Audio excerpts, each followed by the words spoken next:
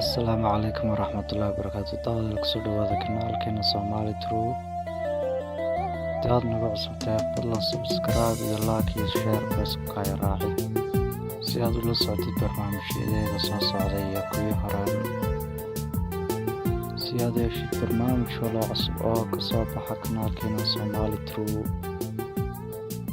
Daawada maanta waxaan ka hadlaynaa barnaamij ku saabsan 5 magaalo ee ugu bilicda iyo dhaqaalaha sare ee qaaradda Afrika.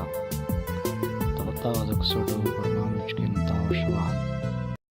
Cape Town waa magaalada labaad ee ugu dadka badan Koonfurta Afrika, waxaana caan ku tahay aagagga ganacsiga ee dalkaasi loogu dalxiis tagay ee loo yaqaano Table Montana iyo Key Point, waana meelaha ugu caansan caalamka ee dalxiis loogu tago dalkaasi Koonfur Afrika. Magaalada caasimadda ah ee dalka Tanzania ayaa hogaaminaysa magaalooyinka ugu qaalisan uguna waaweyn dalkaasi Tanzania. Dar es Salaam waa magaalada ugu weyn ee ganacsiga iyo xukuumadda Tanzania.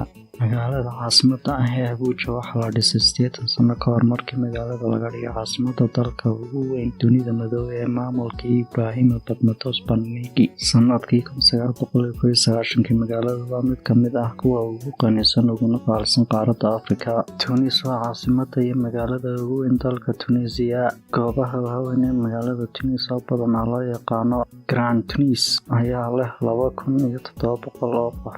Magaalada caasimadda dalka Tunis waxay diiradda saarta badanaa nolosha iyo siyaasadda iyo maamulka Tunisia. Sidoo kale waa xarunta dhexe ee ganacsiga dalkaasi Tunisia. Marka loo eego dadweynaha, Johannesburg waa magaalada ugu weyn ee ugu taajirsan Koonfur Afrika. Magaaladani waxaa loo yaqaanaa awoodda dhaqaalaha Afrika. Magaalada sidoo kale waa dhaqaalaha ugu weyn caasimadda wadamada ku yaala Afrika ka hooseysa Saxaraha.